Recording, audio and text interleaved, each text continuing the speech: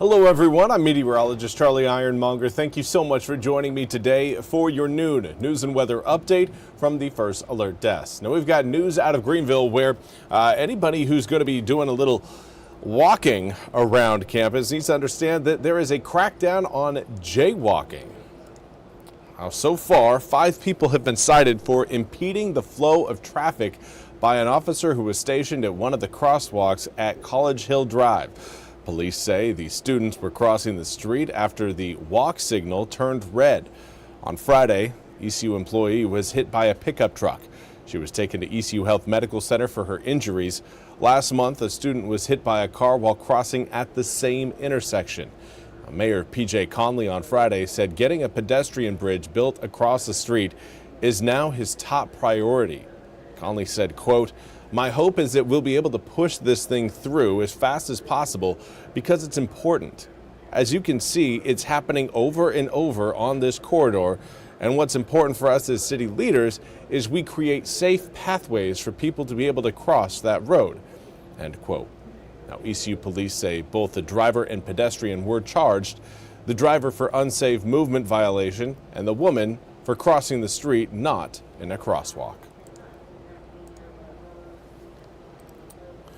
And now we want to turn our attention to the ongoing fallout from the fatal shooting involving an ICE agent in Minnesota.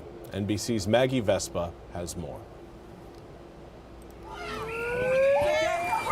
After a weekend of protests coast to coast, overnight dramatic clashes outside the local ICE headquarters near Minneapolis.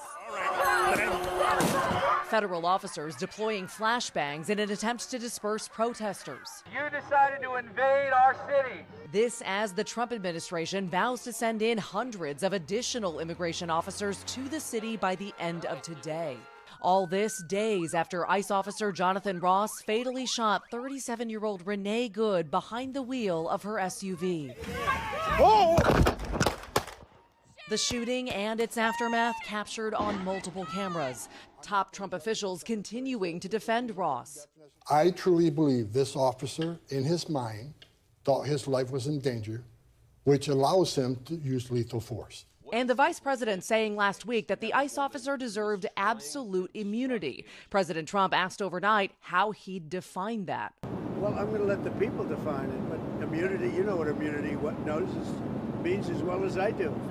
But, you know, people can't be treating law enforcement that way. Earlier on Meet the Press, the city's Democratic mayor, Jacob Fry, blasting the rhetoric. There is deep mistrust because so many of the things that we are hearing are not true.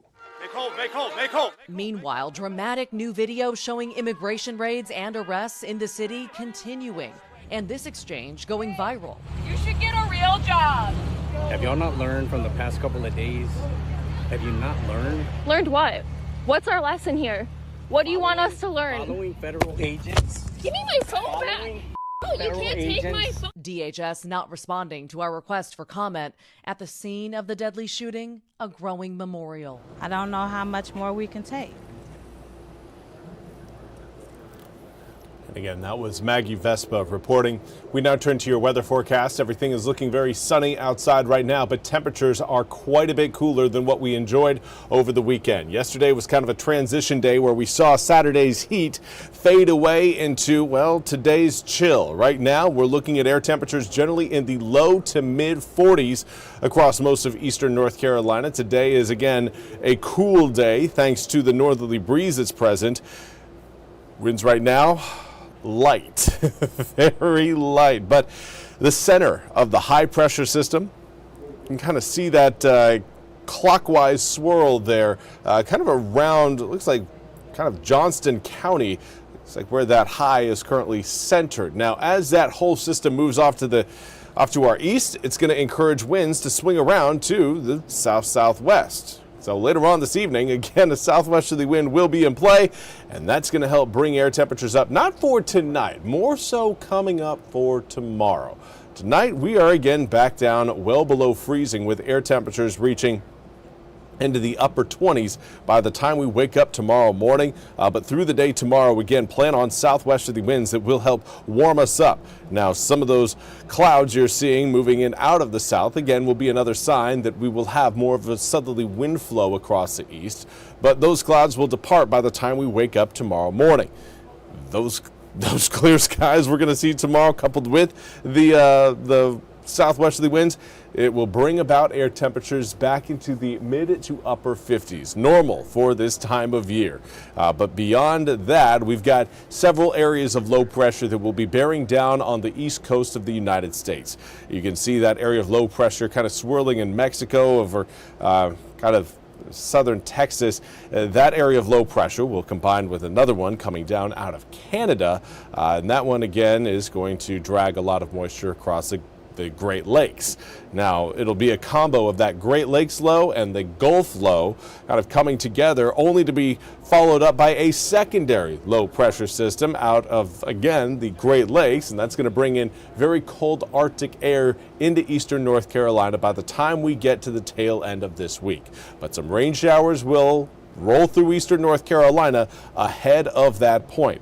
We're not looking at any sort of severe weather. As you can see, all of those systems kind of bringing in a little bit of rain, but none of them really organizing it enough to give us any sort of severe weather potential or any sort of heavy rainfall. It's all going to be very scattered and stretched out over about a 48-hour time period. Here's a look at how it all comes together on your 8-day forecast. And again, a few rain showers rolling in on Wednesday, increase Wednesday night into Thursday. But then Thursday, we get that final clearing front moving through the east, knocking air temperatures down by over 10 degrees. Looks like a 13-degree drop from Wednesday into Thursday. But overnight lows also falling as well, 22 degrees Thursday night into Friday morning. Now, originally we had an opportunity for some snow showers and some snow flurries as that whole system exits late Thursday night into Friday. Now, it's not looking like that moisture is going to be sticking around long enough to mix with that cold air. So as far as snow goes, it's looking less and less likely at this point. What we do have is some moisture coming down, but then some very cold air following, not coming in at the same time. Well, that's all we have time for today's noon news and weather update from the First Alert Desk. I want to thank you all so much for joining me. We'll be back with more news and weather coming up at the top of the hour. Until then, have a fantastic rest of your Monday.